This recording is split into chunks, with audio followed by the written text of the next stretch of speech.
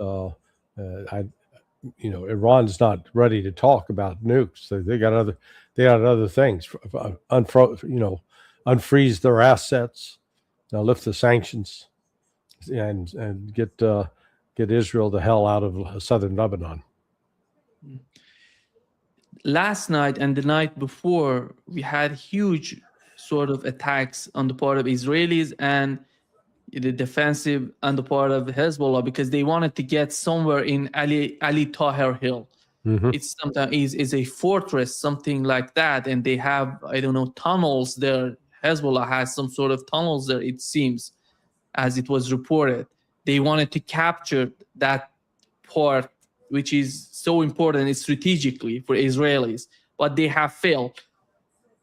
So far, they have lost 4 soldiers. Last night, 13 soldiers, 13 soldiers were injured last night, and 4 the night before. 4 casualties, 4 killed the night before. Right.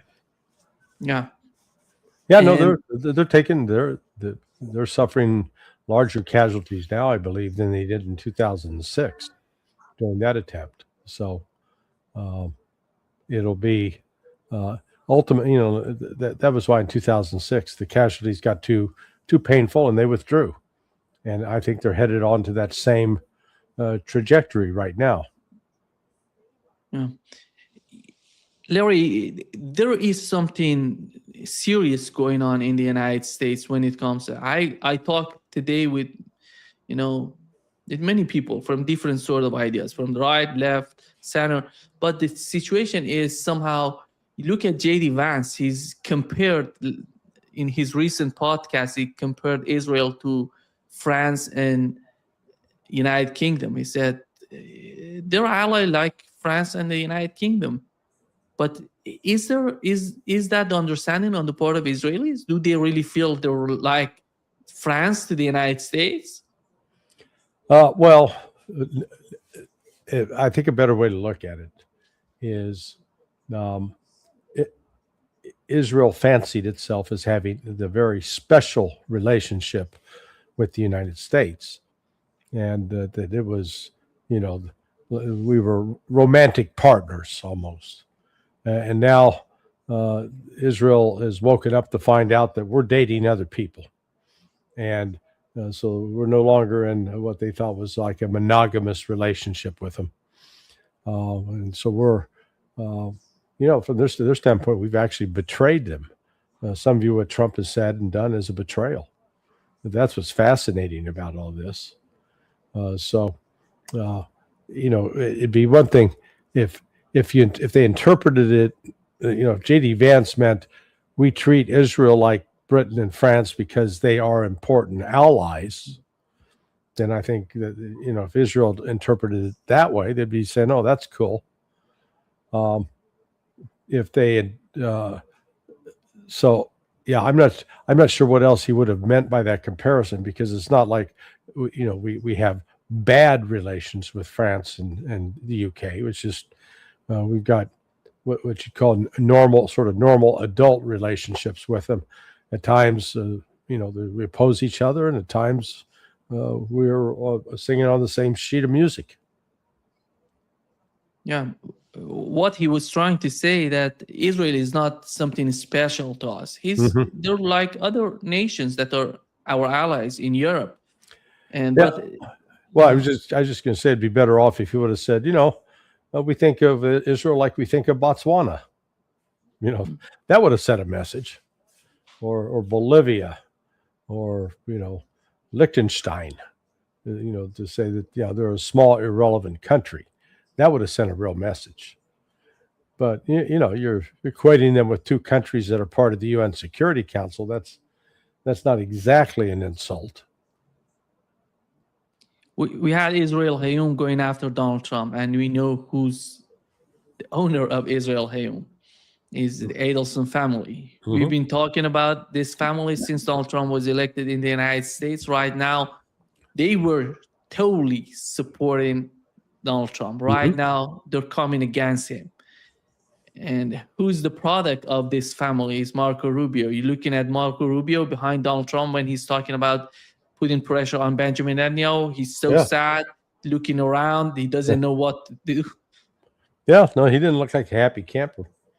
We'll see. You know, you would think that if some really opposed the policy, they'd walk out. But I think the reason they don't walk out is they want to stay as close as possible to be able to try to continue to influence U.S. policy to stay in alignment with Israel. Do you think that the Trump administration is divided in two sections, two different sectors? America first and Israel first. Yes. Yeah.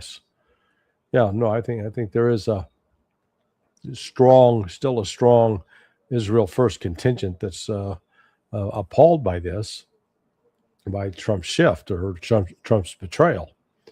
But there is I'm not sure it's growing, but there certainly is a segment that's more grounded realistically that realizes how costly this war is for Donald Trump politically, how costly it is to be seen as just a bitch that belongs to Israel, where Israel comes first and all American interests go second. Yeah, a lot of people are getting very fed up with that. Randy Fine tweeted that anybody but JD Vance about 2028. Yeah. Did you see that? Yeah. I saw it and said, what is going on with this guy? Larry, who's supporting JD Vance in the Trump administration? I believe there are many people like JD Vance and Joe Kent, because before Joe Kent resigned from the Trump administration, we didn't know anything about it. Mm-hmm. But who's supporting? Well, he wasn't much. Joe Kent wasn't much of a public figure. I mean, I knew about him. I knew his past. You got Elbridge Colby at the Department of War at the Pentagon. He's like the Deputy Secretary of Defense. I think he supports J.D. Vance. You've got, I think, Robert F. Kennedy Jr. as well supports J.D. So he's not without some support. Trump, I think Trump's increasingly losing touch with reality. There's parts of him that can stay in tune and other parts of him not. And just, watching him today get into a pissing match with Giorgia Meloni, the prime minister of Italy, it was just absurd. He's behaving like some teenage girl who has her feelings hurt and lashes out. What was the necessity of that? Saying that she wanted to take a picture with me? I wasn't. Yeah, I mean, and she's been firing right back at him. Yeah, she responded that she said, I don't beg, and Italy doesn't beg as well. So we don't beg here in Italy. She basically said that to Donald Trump. But she said that Donald Trump doesn't treat the allies of the United States, in a good manner. And that was the whole point. The guy is, Larry, coming back to the Trump administration, Rubio is not part of the negotiations. I don't know what is the leverage that Rubio possesses in these negotiations that are happening. He has never been part of, not in Ukraine, and right now in Iran, with Iranians as well. You don't see that much of Rubio's role. What is his influence on the negotiations, if he has some? I'm not sure he has that much. As you said, he's not front and center. If he was really leading this negotiation, and maybe he chose not to be involved because he sees, he says, if I get involved with this and it goes bad, I'll be blamed. Instead, he's going to let J.D. Vance be blamed. So yeah.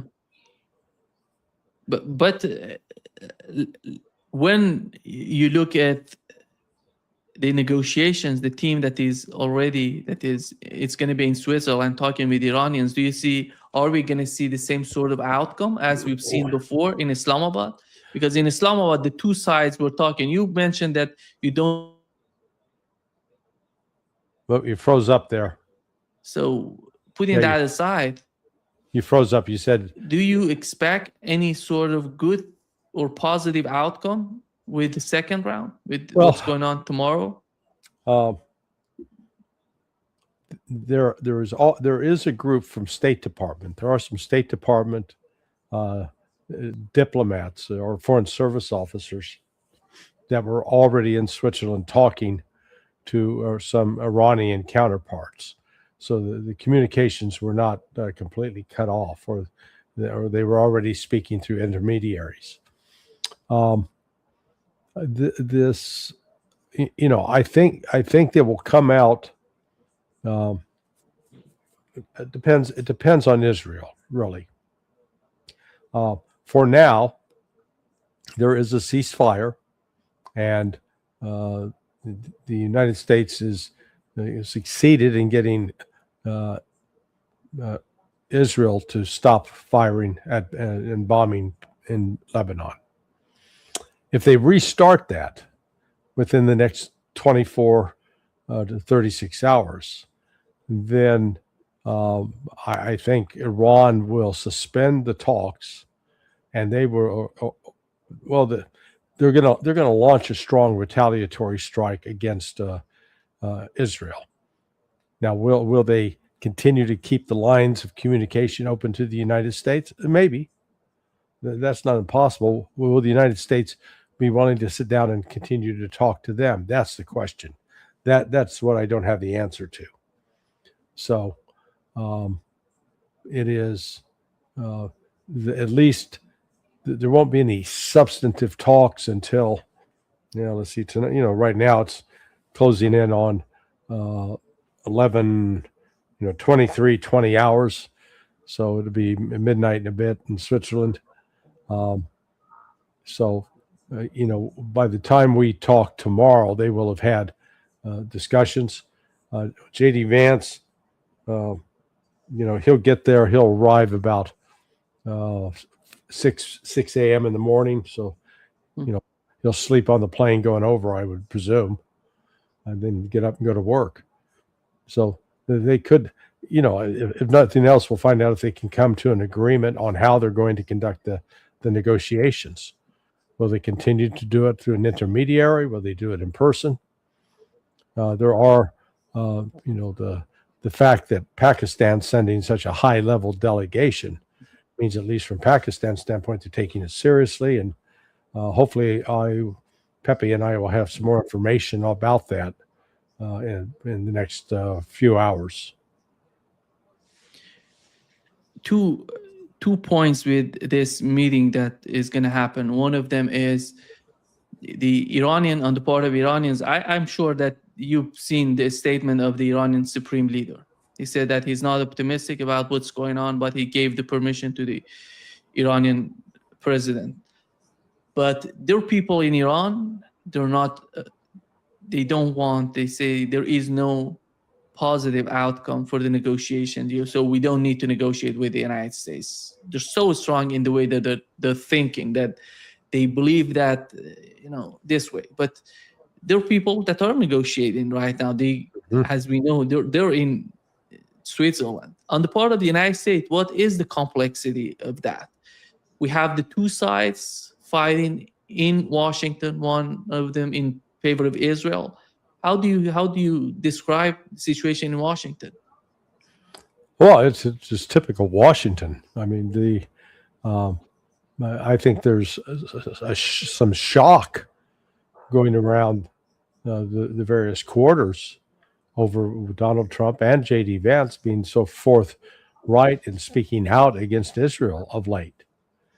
Now, what we haven't heard of much in the public, it's just, it's being leaked out by people in the interior, inside the Pentagon in particular, is that the only military efforts underway by the United States right now are to withdraw personnel and planes from the region. So that's underway. And so as long as that's happening, that reduces the likelihood of conflict. So that that's let's call that a positive development. They're withdrawing from Iraq, from Kuwait. Yeah.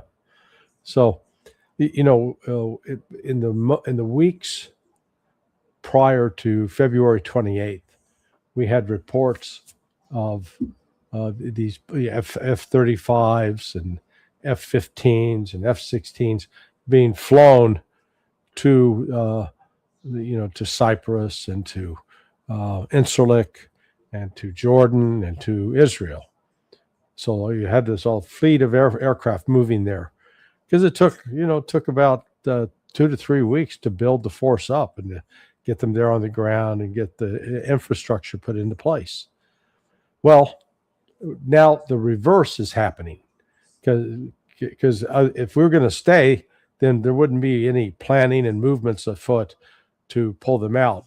But the planners are at work scheduling who's going to leave, when, where, because they have to position KC-135 tankers all along that route, because an F-35 flying, it can only go 600 miles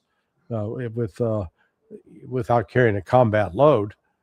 So about every 400 miles they've got to top off and get refueled until they ultimately get back to their base, whether it's in Florida or New Hampshire or wherever. Yeah. And let me say also the same for the ships, the Navy, the carrier strike group. They're pulling back. Diego Garcia, they're drawing down. So you're getting a drawdown of U.S. personnel and assets across the region. Today, Iran has closed the Strait of Hormuz again because they wanted to put pressure on the United States. In your opinion, is it going to be better for Iran to put pressure on the United States than the United States on Israel? Because you mentioned Iran may attack Israel. Do you think that's a necessity for Iran to attack Israel directly, or closing the Strait of Hormuz would put pressure, sufficiently to bring them to some sort of sanity? Well, I think it's a myth that the Strait of Hormuz was, quote, open, because the London insurance companies, the maritime insurers, they haven't certified that the Strait of Hormuz is safe to travel through. So the only ships, to my knowledge, that have really been going through the Strait of Hormuz are Iranian ships. If there have been any others, maybe there have been, but not that many. So because that's one problem, that is, until the mines are cleared up out of the Persian Gulf, those ships aren't going to move. So while it is in theory open, in practical reality, it's been very, very limited movement of ships. I think it's only been like 7 ships a day that have been going through, and my understanding is they're all Iranian, that are taking product to China. Yeah, I don't know what. How about the GCC countries? Are they going to be able to use the Strait of Hormuz? Well, you got to have a ship, so they don't have their own navies, is my understanding. They're using foreign ships. So until those foreign ships have permission, have the insurance to sell, they're not going to be taking anything out of the Gulf states unless it's an Iranian ship that goes there to pick it up. Does that make sense? Yeah. Yeah. So that's what I'm trying to get across here, that you keep going, oh, it's open, it's closed, it's open, it's closed. Well, to say it's open implies that there's a lot of activity. There isn't. And vice versa. To say it's closed means what? No traffic? No, Iran's going to continue to send. It's made close to $2.1 billion in the last week. I think, Larry, that the situation with Israel, if Donald Trump lets the political parties in Israel take care of Benjamin Netanyahu, that would be hugely beneficial for him. Mm-hmm. Don't you think that could be the case for Donald Trump? Oh, well, no, not. Explain that to me, because Because if you get rid of, they really want to remove him from power. Okay, they really want to do that. But is that going to change? Do you think that's going to change Israel's policy? No, I don't believe that that's going to change Israel, but that's going to change the leverage Benjamin Netanyahu has on the families like Adelson. I don't know. No, not necessarily. Look, no, it's not. I don't think it's going to change it at all. I mean, the attitude of the Israelis towards Iran is almost set in stone. So whether Bibi's there or not, it's not going to change Israel's policy towards Iran. It's not like there is some moderate Israeli who rejects Zionism and who's standing on the sidelines with people clamoring for them to come into power. I mean, that's not happening at all. They're just, getting rid of Bibi. Let me put it this way. Bibi Netanyahu is an important asset for Israel in terms of he at least speaks in a way that Americans easily understand him. He lived in America, went to school in America, so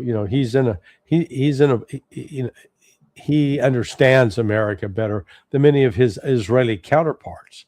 Certainly better than Ben-Gvir and Smotrich, as examples.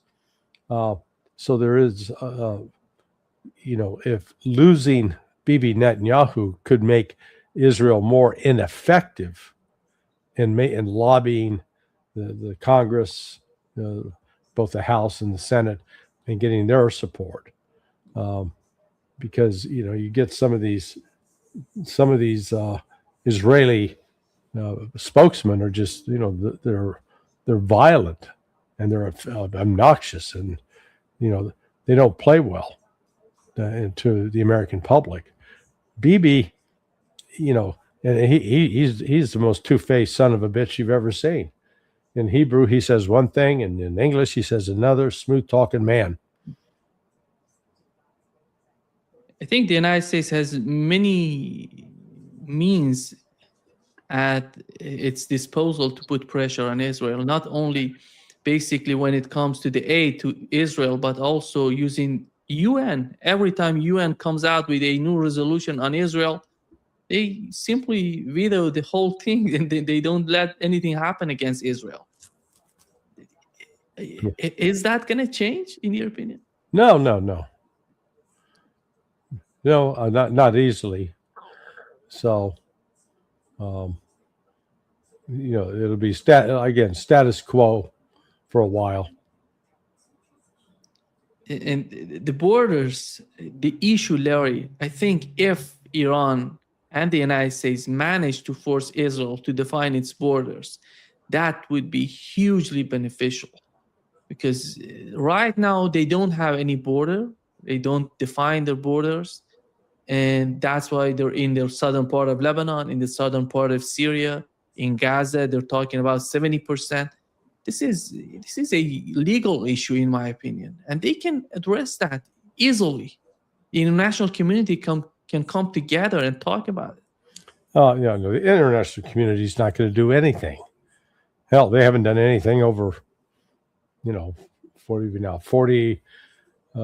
51 years. Civil war started back in 1975, supposedly ended in 1990, but it's essentially, the status quo has been there ever since, of this division. And and now once again, Israel's come back in to bomb and kill and strafe. You don't even see the government of Lebanon standing up for itself declaring war on Israel. How dare you attack us? Yeah. I think GCC countries, as an outcome of this war, they're learning something that was not available for them before, or maybe they were not forced to understand that, which is the new reality. I don't know how is that going to be beneficial for Gaza, for the West Bank, because right now everybody's talking about Lebanon, talking about the war, which we know today we've learned that they're bombing Gaza. Israel is bombing Gaza City and Khan Yunis, the two parts of Gaza, and nobody's talking about it in the news. Right. They don't care. That's been my point. Simply do not care. And, that's why they almost in desperation have to fight on just to try to get the world to listen, to pay attention. Larry, Switzerland has been a very important place for negotiations, but they have lost their position during the war in Ukraine because they took side. Right. They went. Do you think that they're in the process of repairing their picture? They're somehow getting back or retrieving that sort of idea that we had about Switzerland before? Yeah, I mean, to be perceived as neutral and to try to reinforce that very well could be. It is, they're meeting in a place called Bergenstock, which is a remote location. It's owned by, I think, the Qatari emir. They may be actually meeting at his house or his compound, because it's not just it's not just a 4 or 5 bedroom house. We're talking a pretty substantial place. So this is, you've got, I think, in the person of Qatar and Pakistan, there is strong financial interests in getting the commerce flowing again. But at the same time, Iran, I think, is making very clear that nothing is going to flow naturally or normally until the promises that are implicit in the 14-point agreement are fulfilled. Now, again, it looks like the request from Iran to the United States to get Israel back on a leash worked, because it appears that Israel is back on a leash right now. They're not out bombing, at least in Lebanon. As you say, they may be bombing in Gaza, but they've at least stopped it in Lebanon. Removing Iran